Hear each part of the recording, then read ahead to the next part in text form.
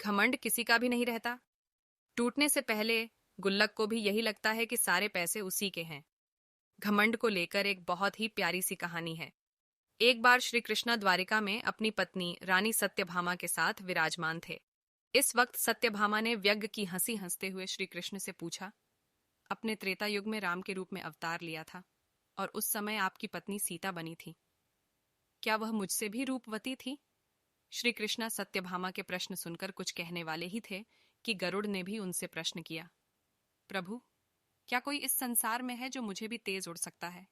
इसी बीच सुदर्शन चक्र ने भी पूछा, भगवान, आपने मेरी ही वजह से कितनी बार शत्रुओं का नाश किया है? तीनों के प्रश्नों को सुनकर भगवान श्री कृष्णा जान गए थे कि इन तीनों को अहंकार हो गया और इन अहंकार का मुक्ति आवश्यक है। तभी भगवान श्री कृष्ण को एक युक्ति आती है। उन्होंने गरुड़ से कहा कि तुम हनुमान के पास जाओ और कहना कि भगवान राम, माता सीता उनकी प्रतीक्षा कर रहे हैं। गुरुदेव ये तुरंत सुनकर चले गए और श्री कृष्णा सत्यभामा से भी कहा कि जब हनुमान हमारे दर्शन को आए तो आप सीता के रूप में तैयार होकर उनके सामने आइएगा।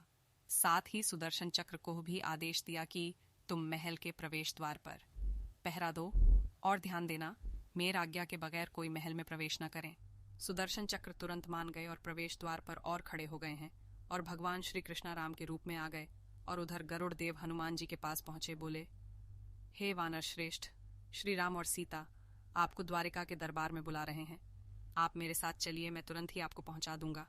हनुमान जी ने सदर भाव से कहा कि आप आगे चलिए बंधु, मैं आता हूँ। गरुड़ देव ने सोचा, हनुमान जी तो कितने बूढ़े हैं, पता न कब तक पहुंचेंगे। मैंने तो अपने प्रभु का आज्ञा का पालन कर दिया है, अब इन्हें जब आना होगा तब आएंगे। यह सोचकर गरुड़ देव उड़ चले और जैसे ही गरुड़ देव द्वारिका पहुंचे तो उन्होंने देखा हनुमान जी उनसे पहले पहुंच चुके थे।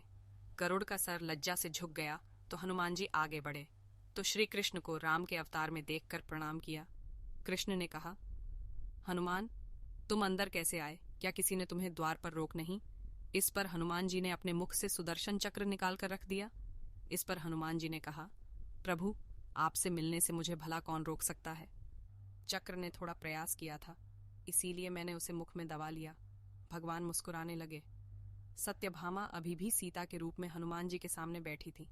हनुमान जी ने तुरंत श्री कृष्ण से कहा, हे प्रभु, आपको तो पहचानता हूँ, आप श्री कृष्णा हैं और मेरे प्रभु राम भी, लेकिन माता सीता के स्थान पर आपने किस दासी को इतना सम्मान दे दिया कि वो आपके साथ सिंहासन पर विराजमान है?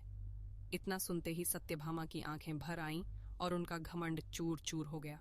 साथ ही सुदर्शन और भी लज्जित हो गए और उन्हें समझ में आ गया था कि वो घमंड में अंधे हो गए थे, जिसका टूटना अवश्य भावी था।